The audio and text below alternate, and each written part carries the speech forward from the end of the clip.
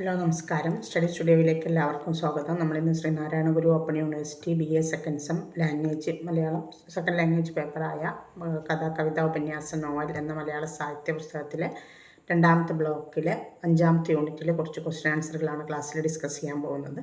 ക്ലാസ്സിലേക്ക് പോകുന്നതിന് മുമ്പ് നിങ്ങൾ എൻ്റെ ഈ ചാനൽ ആദ്യമായിട്ടാണ് കാണുന്നതെങ്കിൽ സബ്സ്ക്രൈബ് ചെയ്യുക, ഷെയർ ചെയ്യുക, നിങ്ങളുടെ കമൻറ്റുകൾ എഴുതി അറിയിക്കുക.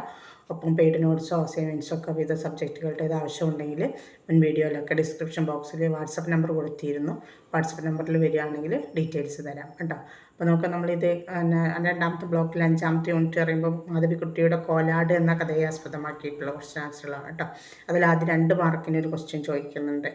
അന്ന് അവളുടെ ഇരുണ്ട അടുക്കളയിൽ നിന്നുകൊണ്ട് അവൾ സന്തോഷാശ്രു പൊഴിച്ചു എന്നാണ് ചോദ്യം. ആൻസർ: മാധവിക്കുട്ടിയുടെ കോലാട് എന്ന കഥയിലെ കേന്ദ്ര കഥാപാത്രമായ വീട്ടമ്മയ്ക്ക് ഒരു ദിവസം സ്കൂൾ കഴിഞ്ഞ് തിരിച്ചു വന്ന മകൻ ഒരു നെല്ലിക്ക കൊടുത്തു. വീട്ടിലാരും പരിഗണിക്കാത്ത ആ വീട്ടമ്മയ്ക്ക് അത് വലിയ സന്തോഷമുളവാക്കി. അന്ന് അവൾ തൻ്റെ ഇരുണ്ട അടുക്കളയിൽ നിന്ന് എന്ത് ചെയ്തു? തൻ്റെ സന്തോഷാശ്രു, ആരും കാണാതെ സന്തോഷാശ്രു പൊഴിച്ചു. ഇത്രയാണ് എൻ്റെ ആൻസർ കൊടുക്കേണ്ടത് കേട്ടോ. ഇനി 5 മാർക്കിൻ്റെ ഒരു ക്വസ്റ്റ്യനാണ്. മലയാള ചെറുകഥയിലെ ആധുനിക കാൽപ്പനിക ഘട്ടങ്ങളുടെ സവിശേഷതകൾ ചർച്ച ചെയ്യുക. മലയാള കവിതയിലെ ആധുനിക കാൽപ്പനിക ഘട്ടങ്ങളുടെ സവിശേഷതകൾ ചർച്ച ചെയ്യാനാണ്. ആൻസർ: വൈയക്തിക അനുഭവങ്ങളിൽ നിന്ന് രൂപം കൊണ്ട ഭാവുകത്വം ഈ കാലഘട്ടത്തിൻ്റെ ഒരു സവിശേഷതയാണ്. കഥാപാത്രത്തിലെ വ്യക്തിത്വത്തിന് ഊന്നൽ കൊടുത്തുകൊണ്ടുള്ള മനോഭാവ ചിത്രീകരണം നടത്തുന്നവരായിരുന്നു ആ കാലഘട്ടത്തിലെ എഴുത്തുകാർ. കഥയുടെ കേന്ദ്രം സമൂഹത്തിൽ നിന്നും വ്യക്തി മനസ്സിലേക്ക് മാറി. ഈ സാമൂഹികവും സാമ്പത്തികവുമായ പ്രശ്നങ്ങൾ അവതരിപ്പിക്കുന്നതിനേക്കാൾ മാനസികാവസ്ഥയോ അല്ലെങ്കിൽ അനുഭവ മുഹൂർത്തങ്ങളോ ആവിഷ്കരിക്കാൻ അവർ താല്പര്യം കാട്ടി. സമൂഹത്തിൻ്റെ പ്രതിസന്ധികളെക്കാൾ സ്വന്തം വേദനകൾക്കും സ്വപ്നങ്ങൾക്കും അവർ പ്രാധാന്യം കൊടുത്തു. വയറിൻ്റെ പ്രശ്നങ്ങളെയല്ല, മറിച്ച് ഹൃദയത്തിൻ്റെ പ്രശ്നങ്ങളെ ആവിഷ്കരിക്കുന്നതിലായിരുന്നു ഈ എഴുത്തുകാർ ശ്രദ്ധ കേന്ദ്രീകരിച്ചത്. ആത്മീയ അനുഭവങ്ങൾ അല്ലെങ്കിൽ സ്വന്തം ആത്മാവിൽ പ്രതിഫലിക്കുന്ന സാമൂഹിക അനുഭവങ്ങൾ ആയിരുന്നു ഇവരുടെ അല്ലെങ്കിൽ കഥകളിലെ പ്രധാന പ്രമേയങ്ങൾ. ആദിമധ്യാന്ത സുഘടിതമായ ഒരു കഥ പറയുവാനല്ല, മറിച്ച് കഥയിലൂടെ വൈകാരിക അനുഭൂതി അനുവാചകരെ അനുഭവിപ്പിക്കാനാണ് ഇവർ ശ്രമിച്ചുകൊണ്ടിരുന്നത്. ഒരു പുരുഷൻ കഥ പറയുന്ന രീതിയിലായിരുന്നു കഥകൾ അധികവും. ഒറ്റപ്പെടുന്ന ആളുകളുടെ നൊമ്പരങ്ങളും പ്രണയവും വിരഹവും വായനക്കാരെ മനസ്സിലേക്ക് എത്തിക്കാൻ അവർ ശ്രമിച്ചു. മനുഷ്യബന്ധങ്ങളുടെ ആഴത്തിലേക്ക് ഇറങ്ങിച്ചെല്ലുകയും അനുഭവങ്ങളെ മഹാവിപിനങ്ങളിലൂടെ സാഹസിക സഞ്ചാരം നടത്തുകയും ചെയ്തു അവർ. ചെറുകഥയുടെ അടിസ്ഥാന സ്വഭാവം നിലനിർത്തുന്നതിൽ ശ്രദ്ധ കേന്ദ്രീകരിച്ചു. ഭാവസൂക്ഷ്മതയും ശില്പഭദ്രതയും ഒട്ടും പ്രകടനാത്മകമല്ലാതെ സമന്വയിപ്പിച്ചു. കേവലം വായനാനുഭവം എന്നതിൽ കവിഞ്ഞ് ജീവിതത്തിൻ്റെ ആഴവും സങ്കീർണതയും അനുഭവിക്കാൻ കഴിയുന്ന സാഹിത്യരൂപമാക്കി ചെറുകഥയെ ഇവർ മാറ്റി. ചിലരെങ്കിലും സംഭവങ്ങൾക്ക് പ്രാധാന്യം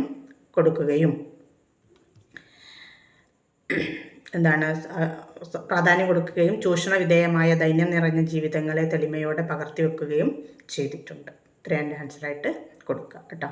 രണ്ടാമതൊരു ചോദ്യം. മാതൃത്വത്തിൻ്റെ നിസ്വാർത്ഥ സേവനത്തിന് ദൃഷ്ടാന്തമാണ് കോലാട് എന്ന കഥയിലെ കേന്ദ്ര കഥാപാത്രം. വിശദീകരിക്കുക എന്നാണ് ആൻസർ. കോലാട് എന്ന കഥയിൽ കുടുംബത്തിന് വേണ്ടി സ്വന്തം സന്തോഷവും സുഖങ്ങളും ത്യജിച്ച് വേവലാതികളോടെ ജീവിക്കുന്ന 43-കാരിയാണ് കേന്ദ്ര കഥാപാത്രം. പഠിപ്പും പരിഷ്കാരവും ഇല്ലാതെ കുടുംബത്തിന് വേണ്ടി പകലന്തിയോളം ജോലി ചെയ്ത് ജീവിക്കുന്ന സ്ത്രീയുടെ അവസ്ഥ പറയുന്ന കഥയാണ് മാധവിക്കുട്ടിയുടെ കോലാട്. മക്കൾക്ക് അവരുടെ രൂപം പോലും കുറച്ചിലുണ്ടാക്കിയിരുന്നു. അവളുടെ 43-ാമത്തെ വയസ്സിൽ മൂത്തമകൻ പറഞ്ഞത്, "അമ്മ, നിങ്ങളെ കണ്ടാൽ ഒരു കോലാടിനെയാണ് ഓർമ്മ വരിക" എന്നാണ്. ഭർത്താവിനും കുട്ടികൾക്കും വേണ്ടി അവൾ രാപ്പകൽ ജോലി ചെയ്യുകയും എന്നാൽ അവളെ ആരും സഹായിക്കുന്നുമില്ല. വലിയ പഠിപ്പും പരിഷ്കാരങ്ങളൊന്നും അവൾക്കില്ല. മൂത്ത മകൻ പരിഹസിക്കുമ്പോൾ എല്ലാവരും ചിരിക്കുന്നുണ്ടെങ്കിലും അത് അവളുടെ ഉള്ളിൽ വേദനയായിട്ട് നിറയുന്നു. ഇളയ മകൻ അവൾക്കൊരു ദിവസം ഒരു നെല്ലിക്ക കൊണ്ടുവന്ന് കൊടുക്കുന്നു. അത് അവളിൽ വലിയ സന്തോഷം ഉളവാക്കുന്നു. കഥാപാത്രത്തിന് ഇതിൽ പേരുപോലുമില്ല. അവൾ പ്രതിനിധാനം ചെയ്യുന്നത് സർവം സഹയായ വീട്ടമ്മമാരെയായിരുന്നു. ഒരു ദിവസം, അതായത് ഓരോ ദിവസവും തേഞ്ഞു തീരുന്ന വീട്ടുപകരണം പോലെയായിരുന്നു അവളുടെ ജീവിതം. ആരും അവളെ പരിഗണിക്കുകയോ ശ്രദ്ധിക്കുകയോ ചെയ്യുന്നില്ല. സ്കൂളിൽ രാമക്ക് താനും കൂടെ വരാം എന്ന് പറഞ്ഞപ്പോൾ അമ്മ വരണ്ട എന്ന് മകൻ പറയുന്നു.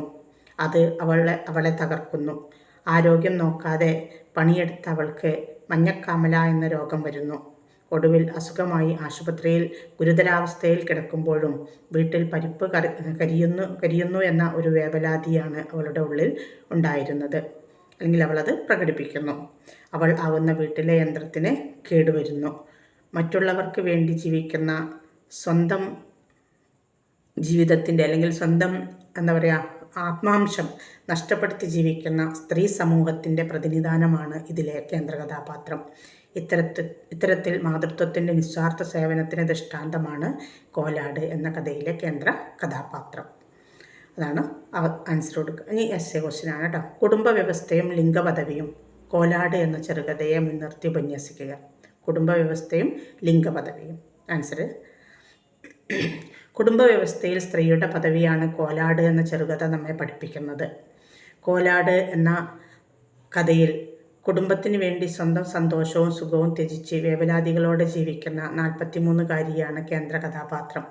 പഠിപ്പും പരിഷ്കാരവും ഇല്ലാതെ കുടുംബത്തിന് വേണ്ടി പകലന്തിയോളം ജോലി ചെയ്ത് ജീവിക്കുന്ന സ്ത്രീയുടെ അവസ്ഥ പറയുന്ന കഥയാണ് മാധവിക്കുട്ടിയുടെ കോലാട്. മക്കൾക്ക് അവരുടെ രൂപം പോലും വെറുപ്പുണ്ടാക്കുന്നു. അവളുടെ 43-ാമത്തെ വയസ്സിൽ മൂത്ത മകൻ പറഞ്ഞത്, അമ്മയെ നിങ്ങളെ കണ്ടാൽ ഒരു കോലാടിനെയാണ് ഓർമ്മ വരിക എന്നാണ്. ഭർത്താവിനും കുട്ടികൾക്കും വേണ്ടി അവൾ രാപ്പകൽ ജോലി ചെയ്യുകയും ആരും അവളെ സഹായിക്കുന്നുമില്ല. വലിയ പഠിപ്പോ പരിഷ്കാരമോ അവൾക്കില്ല. മൂത്ത മകൻ പരിഹസിക്കുമ്പോൾ എല്ലാവരും ചിരിച്ചെങ്കിലും അവളുടെ ഉള്ളിലത് വേദനയായി നിറയുന്നു.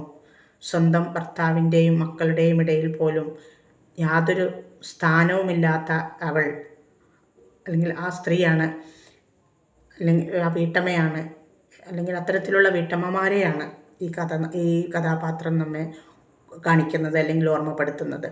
ഇളയ മകൻ അവൾക്കൊരു ദിനം ഒരു നെല്ലിക്ക കൊണ്ടുവന്ന് കൊടുക്കുന്നു. അത് അവളിൽ വലിയ സന്തോഷമുണ്ടാക്കി. കഥാപാത്രത്തിന് പേര് പോലുമില്ല. അവൾ പ്രതിനിധാനം ചെയ്യുന്നത് സർവം സഹയായ വീട്ടമ്മമാരെയായിരുന്നു. ഓരോ ദിവസവും തേഞ്ഞു തീരുന്ന വീട്ടുപകരണം പോലെയായിരുന്നു അവളുടെ ജീവിതം. ആരും അവളെ പരിഗണിക്കുകയോ ശ്രദ്ധിക്കുകയോ ചെയ്യുന്നില്ല. സ്കൂളിൽ രാമക്ക് താനും കൂടെ വരാമെന്ന് പറഞ്ഞപ്പോൾ അമ്മ വരണ്ട എന്ന് മകൻ പറയുന്നു. അത് അവളെ തകർക്കുന്നു.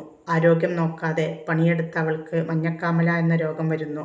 ഒടുവിൽ അസുഖമായി ആശുപത്രിയിൽ ഗുരുതരാവസ്ഥയിൽ കിടക്കുമ്പോഴും വീട്ടിൽ പരിപ്പ് കരിയുന്നു എന്ന വേവലാതി അവൾ പ്രകടിപ്പിക്കുന്നു. വാത്സല്യത്തോടെയും ലാളനയോടെയും വളർത്തി വലുതാക്കിയ മക്കൾ ഈ രീതിയിൽ പെരുമാറുമ്പോൾ അമ്മയ്ക്ക് ഉണ്ടാകുന്ന വേദനയാണ് ഇതിൽ നിന്ന് നമ്മൾ മനസ്സിലാക്കേണ്ടത്. മറ്റുള്ളവർക്ക് വേണ്ടി ജീവിക്കുന്ന, സ്വന്തം ആത്മാംശം നഷ്ടപ്പെടുത്തി ജീവിക്കുന്ന സ്ത്രീ സമൂഹത്തിൻ്റെ പ്രതിനിധിയാണ് ഈ കോലാട് എന്ന കഥയിലെ കേന്ദ്ര കഥാപാത്രം. മൂത്ത മകൻ അവൾ ആടിനെ ഓർമ്മിപ്പിക്കുന്നു എന്ന് പറഞ്ഞപ്പോൾ അവൾ അവൻ്റെ ചിരിയിൽ പങ്കുചേർന്നു. എന്നാൽ അന്ന് ബാക്കിയുള്ളവർ പുറത്തു പോയപ്പോൾ അവർ കണ്ണാടിയെടുത്ത് സങ്കടത്തോടെ സ്വന്തം മുഖം നോക്കി. അവളുടെ മെലിഞ്ഞ കവിളുകൾ പൂർണ്ണമാക്കുന്നതിനുള്ള വഴികൾ ആലോചിച്ചു. അത് അവളുടെ ജീവിതവും ഉറപ്പിച്ചേക്കാം എന്ന ചിന്ത. അവളുടെ യൗവനവും സമൃദ്ധമായ ശരീരവും ഉള്ളപ്പോൾ അവളൊരിക്കലും തറയിൽ വിരിച്ച ഒരു പായയിൽ ഒറ്റയ്ക്ക് ഉറങ്ങിയിട്ടില്ല. പക്ഷേ അത്തരം കാര്യങ്ങളെക്കുറിച്ച് ചിന്തിച്ചുകൊണ്ട് കണ്ണാടിയിൽ കൂടുതൽ നേരം നോക്കാൻ അവൾ സമ്മതിച്ചു. അവളുടെ അടുക്കളയിൽ പാൽ തിളച്ച് തുടങ്ങിയിരുന്നു. സ്വന്തം കാര്യം നോക്കാൻ പോലും സമയമില്ല എന്ന് ഇത് നമുക്ക് വ്യക്തമാക്കി തരുന്നു. പ്രഭാതം മുതൽ പ്രദോഷം വരെ അനന്തമായി അധ്വാനിച്ചുകൊണ്ട് അവൾ തൻ്റെ കുടുംബത്തെ പരിപാലിച്ചു. അവളുടെ ശരീരം വിളറിയതും മെലിഞ്ഞതും ചില സന്ദർഭങ്ങളിൽ ദുർബലമായും കാണപ്പെട്ടു. പക്ഷേ അവൾ ക്ഷീണിച്ചില്ല. അവളൊരിക്കലും പരാതിപ്പെട്ടിട്ടുമില്ല. അവൾ തളർന്നില്ല.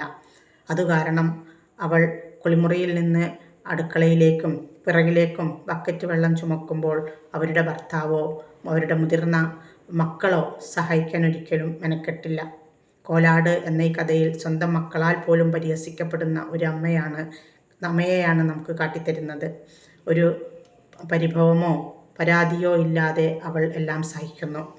അവൾക്ക് ഗുരുതരമായ അസുഖം വരുമ്പോഴും വീടിനെക്കുറിച്ചുള്ള വേവലാതിയാണ് ഇതിലൂടെ നമ്മൾ കാണുന്നത്. ഇതുപോലെ നിരവധി ജീവിതങ്ങൾ നമ്മുടെ വീട്ടിലും ചുറ്റുപാടുകളിലും നമുക്ക് കാണാൻ കഴിയും എന്ന് മാധവിക്കുട്ടി കഥയിലൂടെ ഓർമ്മിപ്പിക്കുന്നു. ട്രാൻസ്ഫർ കൊടുക്കുക കേട്ടോ. Okay, thanks.